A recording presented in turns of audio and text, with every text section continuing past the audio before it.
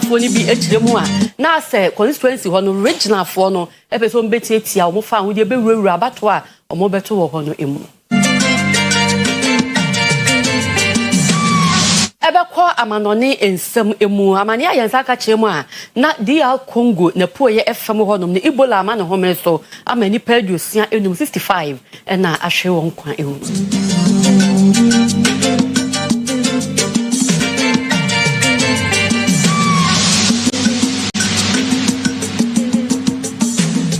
Yes, Sabwa Tatia betray Suya Ifri Maba. Newman College, Department of Nursing, and Soya Sensi and Facas, your bonny mirror. Was says, open with dinners, no within a year bra. Never identity, Papa Nina, if free ho, G-Tech for, and a nurse for the midwife of one Kabomuku, Amutumia, or Mutimiti, a nurse for, into Grabata would run a one nurse from Windinano, or my entity, any be ever hope as all your top up on soa, or mobile a day amount, or money UDS, a yatamali branch, no, and a carbon a digiment to your certificate, and I'll be able to media Jumawa, Pomudia Sway be emu. No more said your match no more regular classes ever evening and a weekend dear ever Newman College ever traumatic ye ben quadra so ewo kumase host facilities so ewo hunja mane how so fetch and a beba phrase 0574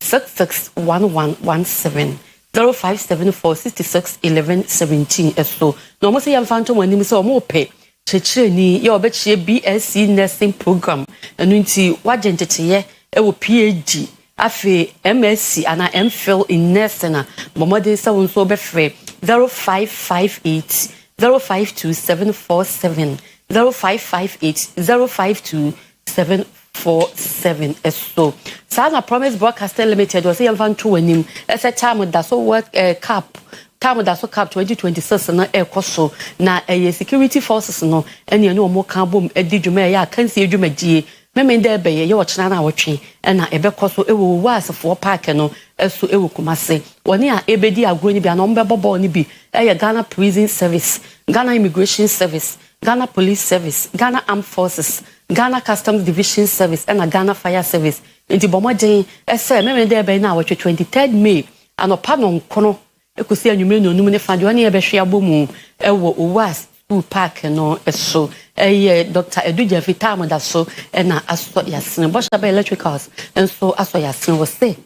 bomode asa electricals woni ma bia wo pebie no on sign no beto no obenya de ye papa ye be chama bi fa electricals ho no obenya ewo bosha electricals wo ye wholesale any retail nyina anti bro repetitive abosem ye wo adum bosha building no emu ye be methodist asori kase na ewo kumase adum no na adum pz ma me ata akofo building nim ebi ewo ho pz to ha abosaitintin no masi no side ani kejetia divide ni nhwani mo no new outlet no ewo ho 0536 095 966 0536 095 966 midi ede mame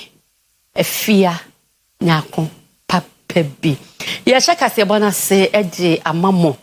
ye sha se a na ye kọ oman Ghana ye ne IMF besia bo hudwumadi aban dada ne breso no omode ma ye $3 million no $3 billion ho na sadia na besia na tie no omode man kakra afre na de twato no kra no oman Ghana ensa aka na eye IMF for penny a woye team leader Emma Womo ewo missions Dr. Ruben Atoyan eno odi atudwa se sadia ntotoye ene niema akono ogidi se we bebo apa magana yetumi agina ye nan so ne anu nsuo atumi adware ye ho sadia be ye na yemfa ye ho nto IMF so biem ewo besia bom. It is a form of technical assistance. We're supporting the government in implementing the reform agenda going forward. We hope that this signal is going to be well received by the markets. Certainly in our meetings with investors, this is something what the markets have been asking, what's coming next after the ECF. So we're very happy that the PCI was considered to be an appropriate instrument for the Ghanaian authorities. In terms of to the capital markets, it's a sovereign decision for Ghana. We believe that going forward, based on the fiscal trajectory we have discussed with the government, would be able to finance itself comfortably from domestic markets. We discussed the debt management strategy going forward, and we believe that the resources are available, and the confidence has returned to facilitating recent access to the re-enter to the domestic capital markets, which is ultimate milestone of the success of the government policy agenda. In our discussion with international investors, we do see a lot of interest in exposure to Ghana. The good story of Ghana has been noticed, and we get bombarded by requests from the investors to meet and talk about Ghana going forward. So whenever the government will decide to re-enter capital markets, certainly the interest will be there, of course conditional on sustained progress in terms of the reforms. It was very difficult, very traumatic for the Ghanaian people, for the country, to go through the crisis of 2022. And the pain has been real, and this pain has been internalized. And the reform momentum under the ECF demonstrates that the lessons have been learned on that. Going forward, of course, it's important to continue prudent policies and continue reforms. What ECF has managed is to successfully stabilize the country. But stabilization and resilience are two different things. So focus needs to be on building resilience going forward.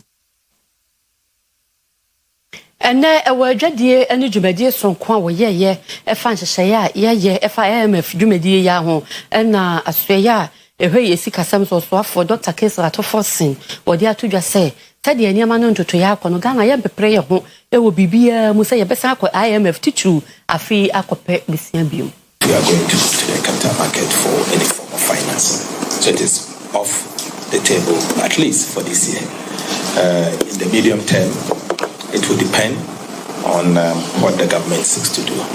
But I can assure you that we are not in a hurry to go back to the capital market. The energy sector risk, the IMF will answer that. And then the issues on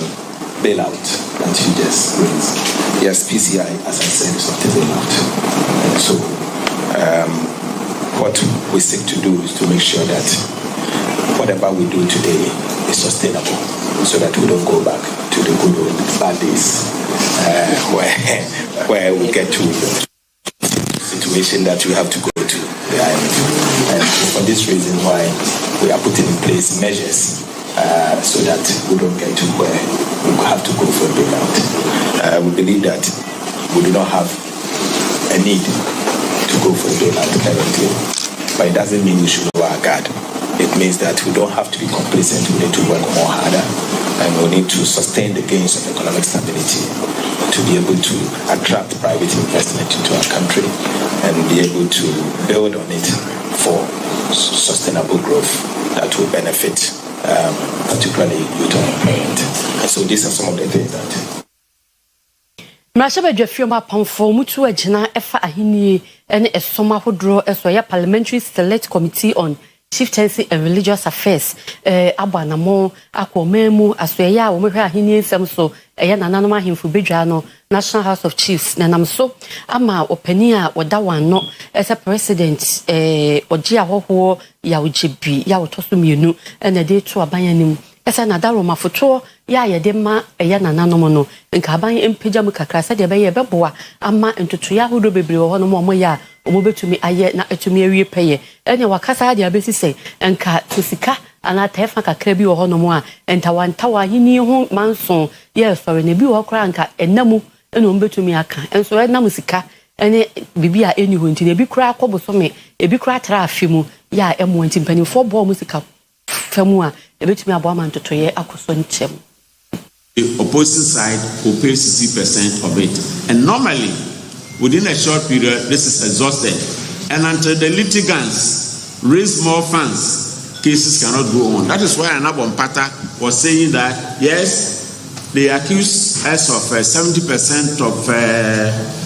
security issues coming from chieftains. Matters that can be handled within a month or two, they drag over years. Thank you. Because of this issue. To put together all the concerns that were raised by the House of Chiefs, the National House of Chiefs, and we'll also look at some recommendations. They have proposals they've given. We'll look at the significant role that chieftaincy plays in the national development and culture. You remember, a nation cannot develop without the right set of culture, which also emanates from our chiefs So these proposals and the discussion that went on today is something that is laudable, and they also appreciate the fact that it is the first time that a committee is coming, a committee of parliament is coming to them to engage them. We want this be not the first, but we'll have further engagement to fine-tune some of the concerns, to look at the Chieftaincy Act of 2008, where there has to be a possible amendment legislation instrument that will go with the Parent Act for proper implementation. We all know how much chieftaincy dispute is causing this nation, the amount of funds that tends to go through Ministry of Defense and other ministries. Meanwhile, they express the concern that most of the House don't have what it takes to adjudicate cases. So we'll quickly make sure that we'll put together, we'll review the report and submit same to Parliament or the plenary for further developments. Ya demo kobono mantam emuna tuna wo German South mensimu nananom ene o manfo wo wo so wo ntena ho nne entena ho chena enye nhwe ha mo metu agudie bia wo mo mpatam wo no mahwe hu se ba bi etu agudie no ekuro no ejija Nananuma trankunwa ena kroma ni bi ena afi emabunu bi a wono ewo atuna eho ne ye krokuma a dwumede omdi no hotitiu eye kwadwuma eno ewo German South mansinu emu ena wono kasa chemu se wo befra ban ene gold board se contract a ema obi kwan se obetumi abetu fomu agudie ewo mpatam ho de wono entwensan nana amani ampon salifu ena ye mrante ahene ena wogina wono anam kasa no kire se nipa no bi no edwon se so mbo so mu free gold board ene Ghana Geological Service a woni omanfo no bi a wono mpatam ho edi nkomo a wono mo chese mani dwumadi omba bedie no wono beye ne kwanso na so omo de omo mpene so chena sei ina omo de wonsem no atudwa ma be baye be ma yeti asese the gold board a baye gold ho adwuma eka ho na bama ni abere bama yeti asese mi se be ba be so bi atuna asase na ba ho agudi a ewom na be hu be bi akire no ndu sanso aba na tuna ha no de nananom ni mumrantia ni mumaya nyina ye kan se atuna ha no se be so bio ye zo bio akire be baba se godu ha o godu ni ayo ye de agina pise ye masa so bi adwuma no enya adwuma sanse kwani azo no bedo no ukasase anza na wado ndi wo be so bi dia akire godu to ni dia akire na yeso masa amre no enso ansa nti men kasa famrantin ne ho ewe yentamu ha tuna kopin kombo krom batia kompre krom konsia bobu no bikasu ndabana nu nyina ndram lanten maye no anim ekasae se ye de yehia saa zobie no ewe tuna ha na anu adakwa baba na si koko daya ha ana be no me kura gina he nya ba 500 na yo se bebe to galanse na se bebe mam ba 1 billion na se ndi wie na so na me ne memma ne gaye ba da bobra na da ya mema ndi galanse de anye gold nya ya de ya peye bre epese ye ku adwuma peye koko ne kasu koko ne so o ya bane ne die koko ne ya bane nyuma ne bi kasu ya bane die afudie nyina ya bane die ndi empesa ne bane nyina bi ye peye koko se ku ya no so ya do koko kasu bodie atosidie bia se ku ya ne ye bia ye bi wa se eba ebe haye ko se na nan penso no asase ne bede betu ye ho badidi ko yeso esi didi na di janchirima die kase saade ne baso dia ebe haye mabunu tituru ena ye dachi nti esi ase no nti ase de nti ase de nti ase china ye free bromantam e de makwepo ya mantam na kwa bibrem na ye de makoye municipal no emu atobiri so electoral area na abato ofefare yemu na omanfo ete wonu mu chem se nsuo ho akwadwe wo ho papa ama che se nsuo pa so omunya nsu papa no na ho nsam odi nti omo sra ban ene ankrankro omo bibi wo wonsam eso omo mekọ wo mo na nsu komo ya na yensuo nsam de hai edua ebebu nsu ebesan like saa be we na untumi nya wadwuma bi obe gina pipe no sa wonye nsuo nti nsuo no de e problem kese wa hapa maye nti ya sra aban no mo a ene Oyerepa for mo a so mo mabuwa ye na yenye nsuo we kroma so na ba ye ho beto ye wo ye nsuo tano pay de ya ye num ya pipe no enso yen ya dose si pipe nsuo na ye bunu e mankala no ye ho chi yen pa ye ho chi wo ye kurum ha eti se wo ni ye mo bi amode beboa yen na ye ho ato ye aban ni de beboa yen na ye benya nsuo a e ma ye ho beto ye na nkala no anya bi adwale akọ school da pensu a ye gina ho nkala yi bebre na gu pipe ya nsuo no enso yen ka sunlight a fie enra ye sunlight afina ibi nsuo ne bia bi ebi nso a mo be tinkwala ne bi na gina ha bebre a omo nye nsuo ne bi ngale nkospe ha unga pipe yo di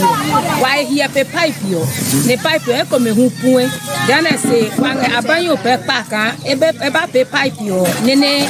atro no ke das ne efonyu aba pe ko ke pia e ke ha wo ne man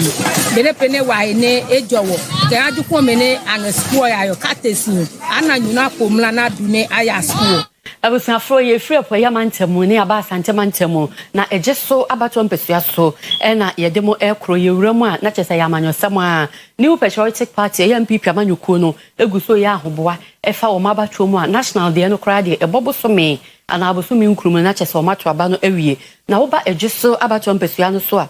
ye mpanimfo bi ya omo wo honom titu secretary na twetwefo ema constituency no ye Prince Asare de sobo ebo regional executives no pani ba kwa me wusu bampo esas wo wuro mu dwumadi yi omu die mu wo se constituency no omo ayo mo ntoto ye no omo hyehye ya omo de ebeye elections no so as wo pese wo de foforo bi eba be wuro ma enye no kwan so no omo ntwema no so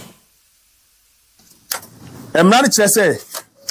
enema mienu ene ese adigina so de to aba no either head count or secret ballot head count ne kire se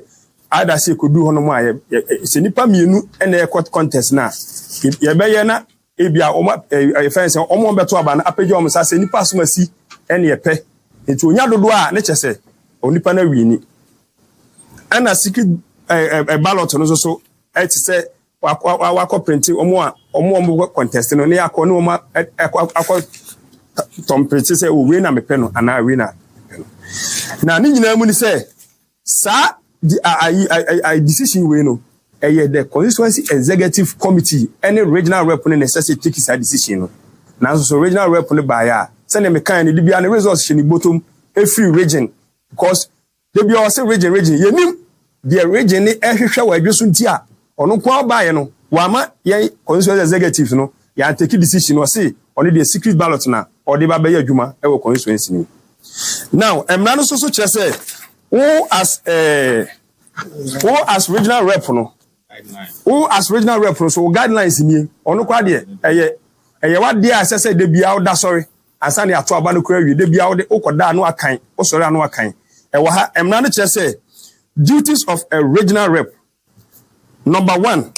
they shall prioritize the interests of the party at all times. 2, act as independent and impartial officers in all engagements. 3, promote unity and cohesion within their assigned constituencies. 4, discharge their duties faithfully, honestly, and with diligence. Ye rap no or lack it papa. Ya da soa ewo MPP and a New Patriotic Party amanyuko nim na ye compasetia eno ewa atwamamponua abato empesua so eho na omanfo ni bi eye branch executives no ebi nsam omo ka echemu a pese kwan ya fa so yi omo free mu no weni beka se ya disqualify omo omo chemu a enye ne kwan so enyenye nhyehyeye no na ewo polling station bi nto omo nto omo ho ase ewo kwan bi ya so na se omo ni abre ene ne kwan no omo nsam omo di tu dwane bi eni Tifui enam dodo bese aduanan 40 ena wonom kasa chem se sa disqualification eya ni da ho pa ena wonom empanifo no aye na wonom so bo no wo kire se eye constituency chairman Owura Collins Adey eka ho vice secretary Owura Wansford Ata grassroots John D Ofori Ata dodo na friend commando ena deputy women's organizer Madam Mary Asante Asiedu wonom nyina ehye che enema bia ekoso ewo NPP party nim especially empesetia aha ekasa ye ni so ane yeboa all because say election no must be free and fair election because untimi me organize election na onfa ngosha wo dem na wonyin kofuku bi ese an kofuku na me susu say omumeye delegate na yen ko pick forms na ade a chenye ye koya ya ko submit ye forms ye koya na ebi forms ya ko tuagu obi container obi container echi na yakuhu forms na peke ampa ni nwane ampa ye call say ye kwakwa vet na ya raise this concern yes say ankofu ni nyina forms ni wonti ya vet mu nyina out so party mu sa beto hye me na me fra meeting okuma obi a wase me boa no on community me akwasi krabia am ya chairman no me na fra meeting wa abatu ehunti odipa bi ara wo twara so aka no kora wo hu na kebe yi ni panyina firi mu a na ka no chairman no no ofre meeting no enkwade wo mu nya watete wona ma mabare police agent no wona ke yi ni firi na ko wie consequences so se omo na dis 2 meals ama abante a womba ndi commando a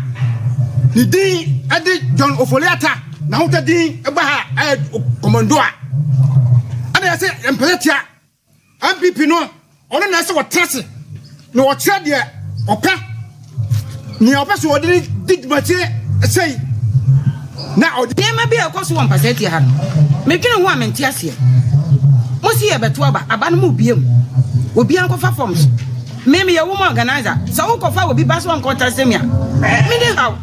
mo ba nyina ho na mo to ye so aba na we dia do no wo bato me a me tifie no wono ma ye on oppose so nko no oppose sani sa hunti me mo yi me frim se me ye ba wo me ani panti nti mo yi mesi nchan ana se mo boa wodi se Canada Japan krofo ana mo pesa mo timu kuro na mo pre ma Canada Japan mo di abreye yetimi afele forms e wo kuro dua yi mu na me wo school yetimi afre me se forms no ko ye no ye jabi de agu baabi eno nso so ye nhye ya eye deputy woman organizer eye Asante Asiedu na dwuma oba ye ne ha no Mary Asante Asiedu na dwuma oba ne anti se signature wo so nko ade de a akwa ne je ya onhwe baabi a wo je ya wo se we are disqualified because proposal no enu nti no eni kwa so do dunye dey ehye wo Yakwapo yamantabu biomnati wa West District ena yedemo ekro aban krach panyini eya district chief executive ya wo weti wa West Honorable Johnson Amo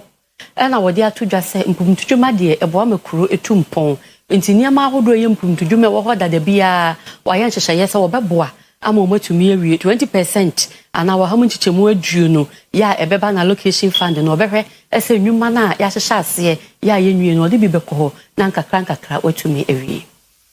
Ononyamfo Johnson Amo ekasa ena ochiremu se project dodo na middle belt market eka ho bi ena afa chip compound ahodo eka ho bi na gama mpene eguso a wo wiewie se na ebe ya omafo no edibedi dwumadi ahodo enumu ena ode abasobode ema gama mpene John Dramani Mahama His Excellency na administration koso no wo do mapa ekire ewo ne mpene ndie ahodom se legacy project ahodo no wo wiewie ede ama omafo no Bra on bontwa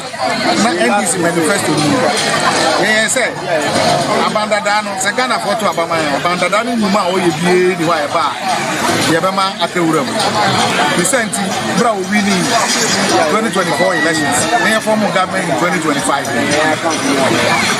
what it common fund sikano e di abraham ko ma body a e body district bia musa pio we increase no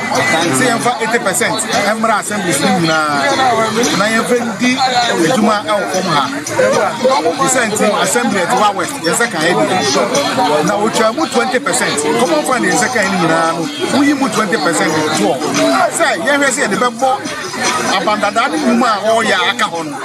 Nay to me every year for a too much one west. I may mother bet market. Not a project abandoned Edijay, no Kruma. As soon as you read, tonight I see a check, said in Kanye Bako.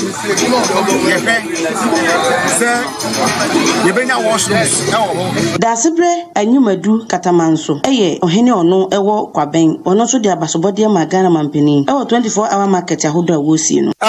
yewura His Excellency John Dramani Mahama ne na pamfo wo no o metimi awie ama aye krabehwe se sai dwa we se ya o mu ye ba minim se de tiwa west ya e ka bomu a ebetimi aye municipal sro mampeni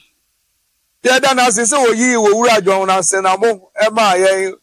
wo ye obi a wotie obi a sem wodi abufu akonanim na wu pue na ade sere e na ekọ ewura DC ya mi nshira o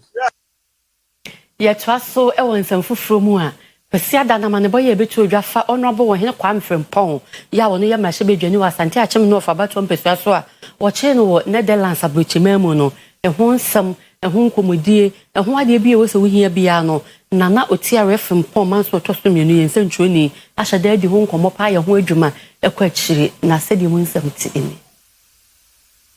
Asante Achem North abatuo mpesua no ewo Asante mantem mu enkurotuo dodo a ewo mpesua no nyina so no wonum kuropon ene Asante Achem agogo wonum mra hye bedwani ene wo hene Kwame Frempong ewo abakosem mu no wono ne mra hye bedwani a otoso ensia adema abatuo mpesua no de ama wo hene Kwame Frempong ne de ayadwutwam ne se ogina se kontonkro independent candidate wawo no eboboso no ne de toso aduonu miensa afe apem ahenkron adwuawatwe nsia wo ye Ghana ni a na niku wono adwuma ho na wode ne ho age amanyosem mu ewadesua mu no o hyesuku ase ewo Cosmos Preparatory School ewo La Paz Enkran pumpuni mantem otoaso ewo Agri Memorial AME Zion Senior High School otoaso ewo Central University College Ghana ena chirei osan ekwaje enimdie ewo suapon a ewo London UK abrochimanu adwuma baako a wabie na nipadodo na enya ho mfaso eye Salt 95.9 FM ene ni TV online a ne nyina ewo Asante Achem agogo ewo afe empimienu ene adwonu nan ne mu no wone anwumtuni medical eka bomu eye adwumadie bia na ebi mada ewo London abrochimanu abosome dunu mu ewo afe empimienu ne adwonu miensa no mu no wode to Ghana fo titiru Asante Achem North abato mpesua no emu nipa nyina nim se wanya pepa se obegina se kontonkre e de ama ne manfo na wapre akọ emrahye bedwafie baabia obeduru bia no na obo ho dawuro ka kire wonom e kire wo manfo e kwan obefa so a obeto aba ama no ene mfasode a obenya Odoruma nini akwenya msomo ni negane nyuma pa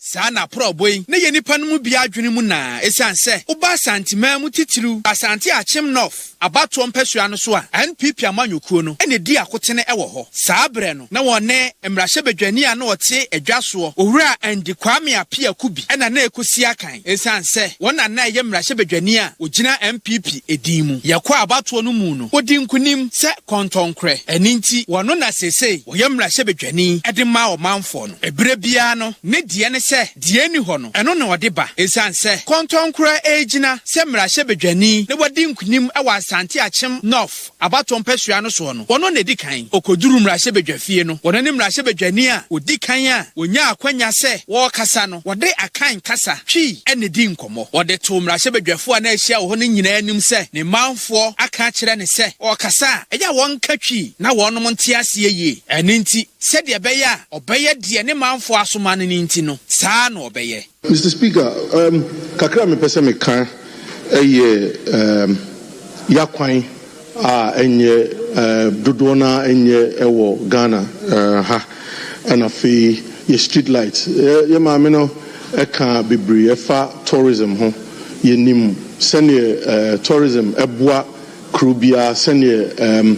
itimide sika eba ema economy no emu epija wo ye nipa ne manfo ene gi ewo ne ho pa eba se yamua nipa wo ye kokromoti a usan ho bopo a enye waboa nipa dodo na ewa akwan hodo pi eso woboai ema Savior MA school ewa asante achemagogo osi foforo edema disuafo ayarehwe bia ewa asante achemagogo no eno nso wode ne ho wura mu bi Central Mosque ana wo pese odane ho ema na ye kra behwe no wanyi nani otwenben wonom ekoboa bi enam ne modi monti wanya abasobode bebre ewo me busumi yimu ne de etoso dumienu ewa afi mu no ena beto odwa se abambofo ache no ewo Amsterdam abra na wo free enkran na wo Netherlands mrahye bedwafie enam won kasamafo so atudin akire Ghana fo nyina titiru ene ne manfo a ogina wonum anamu wasere se yenya komatoya mu na wogidi ye se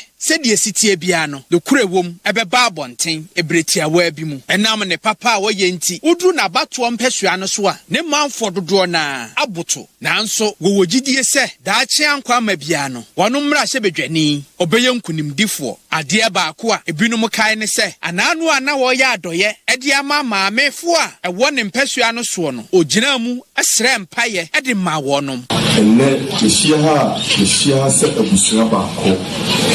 de me maame de me nananom nya de show sa onmo a won di kai nto akodu fie de omo show sa wo mo mo jina mo chichi jina pa di omo de kai nya o yiha ayaresa sanyaye nya o nya wo asapolade woni mo atom fa atom dom no ni omo po boyen Sampa ye kuro ya ena wonom nso esre se nyame enye nadom sesei se bewie odomankuma ena onim ensuo totia ena ebehunu baabia ensusai ede bode ho no ebefa koso ena Oyerepa kase entena de ebesi wa asem yimu bia no yemfa nkwati ye twaso a ye de special report ena eba na oyekwo ba na nafie ena omanfo bi akwedi nkomo ema ne mema nyina no omudi nkomo obi sase ekoba se de nyankopon hyehya aware ewo edi chum o kan Genesis ti mienu yimudu nwatwe o se se nipa nkotena enti o ma na hoto no so no wayi ne mfempade eye oba na de tie bia na aware da ho ema oba ne be ma na ne ya aware ne ka wo mu pa enti komodie no ekose ekoba se wo ye oba ana wo ye bema na o be ware a de one ne be ware no eka wa ware no ho no ewo sabo cha na wo be pene so ta woni wukunu no anasa wo yire ne beche nkomodie no ene sem oba ne be ma wo hu odo kwan se no pese wo ka wo hu bom no obobra oba ne be ma no omo nche aware no ka entua ana ye be ma asede ana ye oba asede wadwen ne sen de be fam de me mo ba fa de sika mama warem etre se oba de sika support ma wo ware na omu bibi e besi bi e be ga se wo ware no ka ya wo de check de tuae enti be ma yodo ye ona wo kose me fro bisu no di obetimi na wo ye people you be a form ya obetimi ye so no de enti oba de ni kwa so man de sika once kwa bi wa wale enti wo se wo hu sa wo ye be ma what sika no ye na ho de wanga se ya check tua na ya wale mo nche ntua kwa wo sa wo ba no boa be ma ne kakra benya kwa wa wo ne ma obehye de wo sa wo toto wa de na de boa beman sanya ba akofo na wose benkum dware ni fa na ni fa dware benkum so so ba ne boa beman no mo ware se kasi ye amamre ne amane ne ya yese beman mum na ye de oko wale oba de na ba fie enti ehun kanyira ye beman na ye de ne ka but ana mafo de yese we free bibi we de no ene eburu ni amamre ti so fi so ko broni we dia ende mumi number ye de we de beba na we dia ba ne mo se ye ko ye ne di mu dia beman mo ma se de se onu mo ya wale oba na obo no hoka eni kwa so oba ne di ebam ni we bi o ma ye wi no o mo se free bibi refreshment ebi oba no fi so odwonku wona mfofo wako bi de no so pesika enjeno sa na de obefi no be ma kom trapper ho se situation say na ya makom me twan kofo de ndo se me so me gibi efiri be ndi ne yenye ni sei e ba na ka so se bi ba 10,000 me ho so 10,000 no me 6,000 de the 4,000 bra we ba na mo ka bo mo wi ase mu no nyira na mo ko tena fie ba akom me ko hye ma bra ba ase e da mu nyira ma ka bo ne mo senke ye ko ye ne di mu pa de a kense se be ma mo ko wale a oba no mo so ye den etua bie e be ma wa se de so na nkan den utu ba etu side ni bibia mi de ka mu nse sa asante amamre ne de yesi ye ntontwene amamre ye ntontwene ndi ye betu na no be ma na ko ye oba ho ade eno ndi wo be ma mu nse wo se wo na wo ko ye oba ho ade nti ho ka nyina ye wo ka but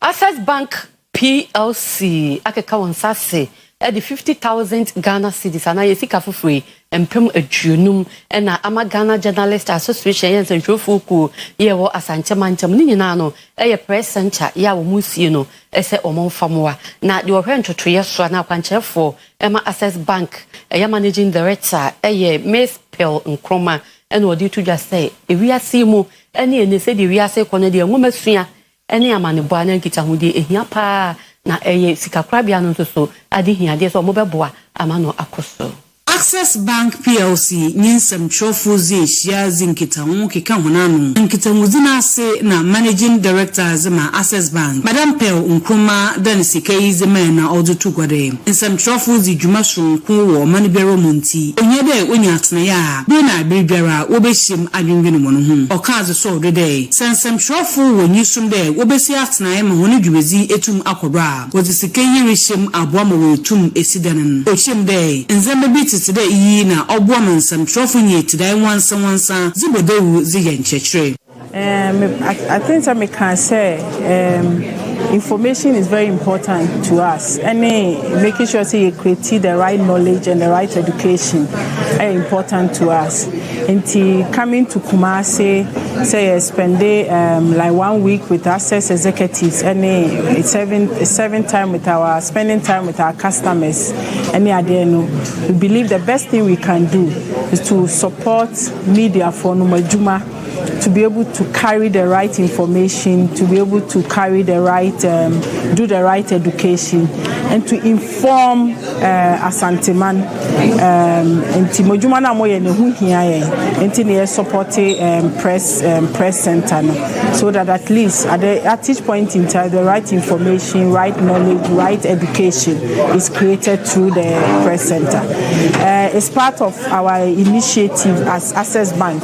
Ne said community bia ye won baby e be fine ye hu bia no, they making sure say we are making positive impact, and we believe this is one of the ways to make positive impact in Asanteman. Oye kasan na penina odan sem trofo nkabom kuna no Asanteman tom ewu akofi edudum fe za sidero ma Access Bank day ayezi amane ho abon papa na oboshe day ozi zikai bezi dwuma wa hye day ozi bezi zikai boboa epie dwuma na ma akọ n'enyim kese papa odina akonye edu toto esre nyumaku na ankwankwa woni nsem wo bi day ono so mba hono mboa tonsa afre obi bia odwene nsem trofo ho ene ye dwumadi ayedie se ebeso eni no obeba beboa ye masa present ya ye besi ye nyina ye beboa na abamu na ye kan no so no ye bekoso encourage your members ne say any journalists or Ashanti region say we should always uphold the professionalism and the bema amafo hu ye so fa so no mabu yen uguso ehwe nyumenu nsia kase e Oyerepa television ye dan ho akwaje aboafo nkrato aba.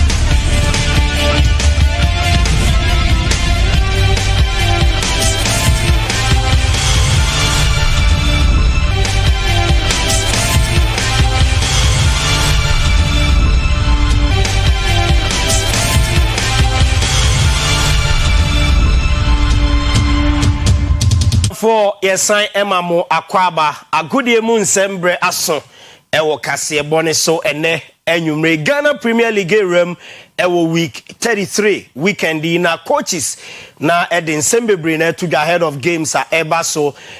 Black Princesses FIFA Under-20 World Cup ene draw no eba so Group C ena Ghana irem yebehwe full draw no na afi yare countries omo qualify akobo ewo Under-20 Women's World Cup midin Eddie Solomon Carter Ghana Premier League you know week 33 na watchi ewie ya crowds of folk and Samatex na ewo Samra Boy na Masudi Dramani and o say ope teams are omoye tough ewo Ghana Premier League ni mo Samatex can be ti game omo ni omo kobo no enye easy We really came into that game with the objective of coming out with the best outcome, because I think in the first half we dominated greater part of the game, and in the second half we started so strongly, but I think that we have learned lessons from that moment, and then we intensify in our preparation in terms of really working on our finishing third in order to turn some game challenges into outcomes. One of the toughest opponents in the league. They are very compact and they are very aggressive. They are a ball playing side, and so we need to really be strong in our second actions. We need to be very, very decisive in terms of closing up central spaces, and we need to be very, very intense in terms of our pressing situations, and then we need to be very quick. Obe Hamza caretaker coach Dema Asante Kotoko Eko Bechem Nomni Bechem United Akobo Obe Hamza say 3 points also moko Eko Fani. Well, thank you very much. The idea is to prepare well towards this game, and during the week we fight a lot of sections towards that game, and the idea is to go there and make sure we take the maximum 3 points. Well, we had a strategic plan during that week, and it reflects in the game whereby we were able to score 2 goals. Continue from there. This week too, we've done a lot of sections of which we plan ahead of each department, and the motive is that we try to find a way by putting the ball at the back of their net and then taking the maximum point. Afe yedin semno Eko Nations FC Omase Omuni Vision FC ena ebo a relegation battle game bakwa eba so ewo Dr. Chase Sports Complex na Frimpong Manso head coach Edema Nations FC no say baby a season edru na ompeso mu free relegation no enya ade a ombetena ho ama Vision abeje 3 points no ewo mu nsem. It's been good, except that this time around we need to also psych the players, which we've done, and we are continuing to do that because this is going to be a decider, and we know how important it is. So yes, whatever we will have to do, we've worked on them, but then we will have to force it to be able to make sure we get the game done. No. Of course, this is it's a decider, like you said, and it happened to be in our home. So yes, we are not going to let this opportunity leave us. We are going to make sure we will do everything. We will work, and we will continue to work till the 90 minutes. And for this game, I am very confident. It doesn't matter how it is, we have to. And then Yerin Semino ewo FIFA Under-20 Women's World Cup eba so ewo Poland ena draw no eba so na draw no result say ena eye 6 groups. Group A host nation Poland ewo Argentina, Mexico ena Benin ewo Group A. Group B Brazil, Tanzania, Canada ena England ewo Group B. Group C eho ena Ghana ye Black Princesses yewo yebeshia France, Korea Republic and Ecuador. Group D, Japan, New Zealand, United States of America and Italy. Group E, Korea, DPR, Portugal, Costa Rica and Colombia. And Group F, Spain, Nigeria, New Caledonia and People's Republic of China. Omo Emeki Group F honoma we FIFA Under-20 Women's World Cup draw toja Ghana PM Group C. Yejina so ede agodie mu nsem aba na wieye kasebo ne so ene anwumre Obapa Prisi ede anigide nsem to asomidin ede Solomon Carter.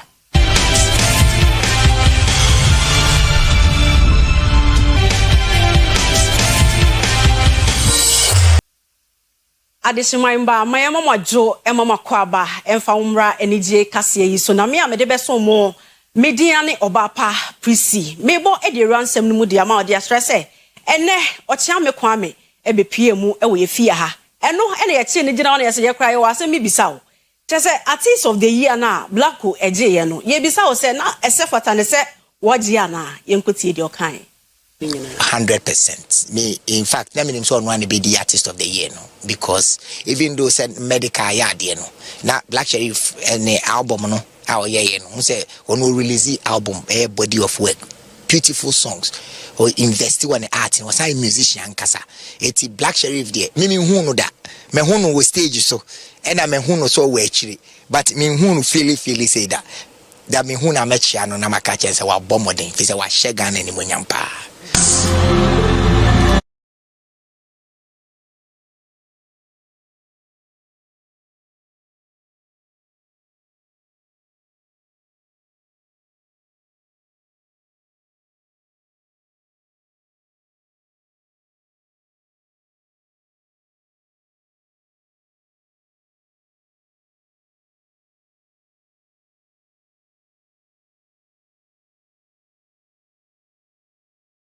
ya sabisa ne se na taria wo se de kopie mu awards na so no na wo patresen wo se gold e na nkrofo bi kuta drapes bi ginger na nche na so wo twenkrofo adwene si so se yes say o man so yes say o man ne man ti no ye twe adwene na so wo twe o adwene esi so fashion no ye obi wa ye shata de ma ye fe but me ko VGM na nya me trimpo no ene galamsey ese nsuo ese asase ese kuku ese nyoma bebre enti se TGM na abeye iconic sa na mpese me ko ho na me ko me de ma hofa ekotwe nkofo adwen si galamsey so enti obehu a na ma hye gold ma painting me ho gold ena me ne matwofo mienu a om de fia ye om anim aba ba kusukura galamsey pan edimachi eti de mpese me kire ne say gold efe etete yere nanso akire yare eti ade ma ho fama ne ade am koye wo ho no na se kire no watch ya adwene si bibi so enti se wo ye bia na wache ho ebusia me to also edwa be rafia ya ne ya nso MC portfolio obaha ena nanama ene ne twetwe nkomo ene wo bisa se Davido award awoje ye no na esefata nana Davido award no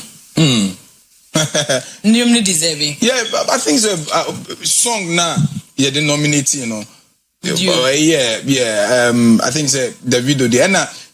once is a politics crowd. You know, this is also a where the investor or award scheme no a Nigerian. Okay. Of course, if me invest in Nigerian awards, I'll make sure say me so me artists from my country so any recognition be. This is a way also a marketing or more artists in the international. Chata I'll see you in Nigerian there. You don't expect politically. Politically, also so a be banned in Crawford. But I don't cry to me because with you there's some ringtone. Any other the year and the review at least the video song like magic. So to me. Oh, in fact, not what deserve because you say you name the palm. I be referring to come back to mama wasa. So what I say. My aunt also encourage star of the day a Black Sheriff. Back to the trouble.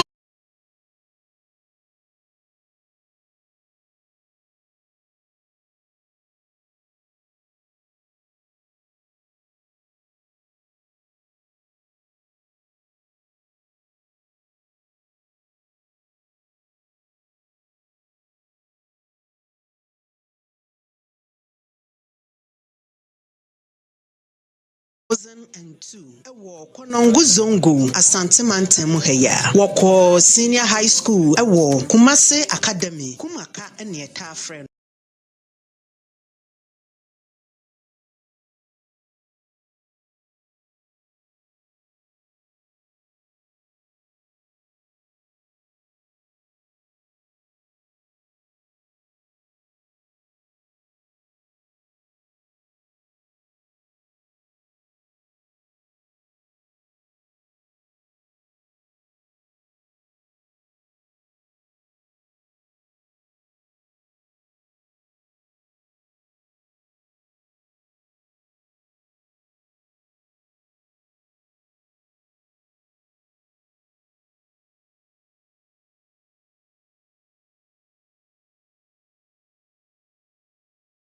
No, 2022. Womra wadene nyom kwaku the traveler eba abontene. Ne album na epejai no pa ewo 2022 ni mu no na ne din enem The Villain I Never Was. In the album so ba ko a ebeji tintin man pa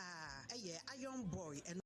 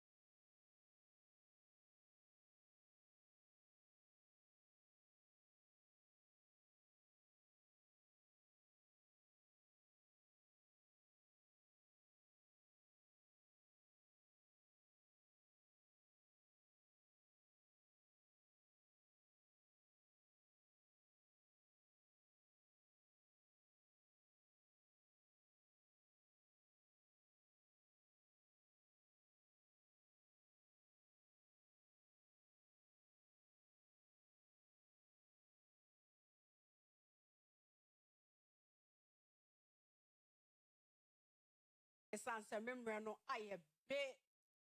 na mame nyako papa bi ode amona ne nsem atwa so din e de obapa ene e fiada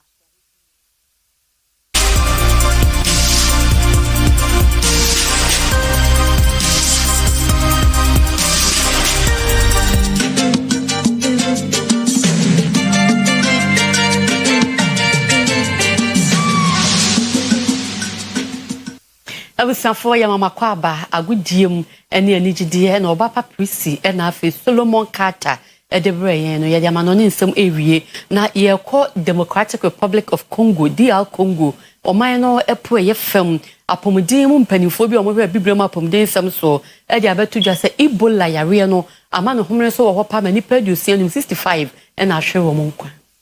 African Centers for Disease Control and Prevention Tonkrase Ebola Yaliana say unity Democratic Republic of Congo memoir say kase in cases bese 246 enya enumu enipa edusia num atwa anom siedo enkrani chemi se okom nyaye biti se magwalu ene rampara ho akoye baby a otu efuma gudie na pa na yade no cases dodo na ani nyina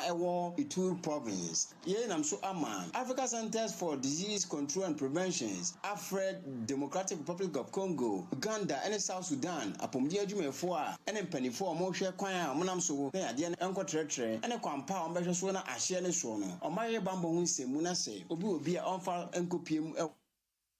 Adeshemaima Yadikasiabono is near the Academy Newman College, Department of Nursing or Sabra, no one to tell. Our nurse here, Jumani nurse, Edin ye, in Fidie and Yama, the better toe, I won't hold Jumani ye, Nina, Ebi Honum, and now Omuria UDS for certificate, and I will bring Yabe to India, Juma, Ewapum, the Aspe, Bia, Emo, Omoya regular evening and a weekend classes, such a matachiman, Ewukumase Benquada so, and I will more a war 057466 1117 057466 1117 was all more teaching staff. And we know kita PhD, MSc, MPhil in nursing. Obe to me after a month so 0558 052 747 0558 052 747. So me come for a pension amount in Zukroje ya ede na ya ye enuanu ahodro a obenom no wanya ewonsuo mu nyina no obenya bi wom tisemu ye school sa dwumakuo emiame ahodro mu di dwuma dwabo bia ma ensuo no enye Oyerepa ensuo ope dodo to afa 0539 596 165 0539 596 165 eso mo watano so ombe ya Santo Girls School no na eni omu eni enkita ho ye ka wo say Young Minister season 2 so audition no be ba so nti wani je ho abomaden a ese obe pick forms no ebie 30th May and ye be audition or Oyerepa TV adwuma mu ha no from penifo no mu ni nkomo wo ho e wo 0247 903408 0247 903408 and 0242 087473 so ye jawe so e de anwume no sia kasa e de be so Oyerepa television so eni fie anwume esi ha medi e de maame efia nyako papa bi medamase e mamu ni hwa eso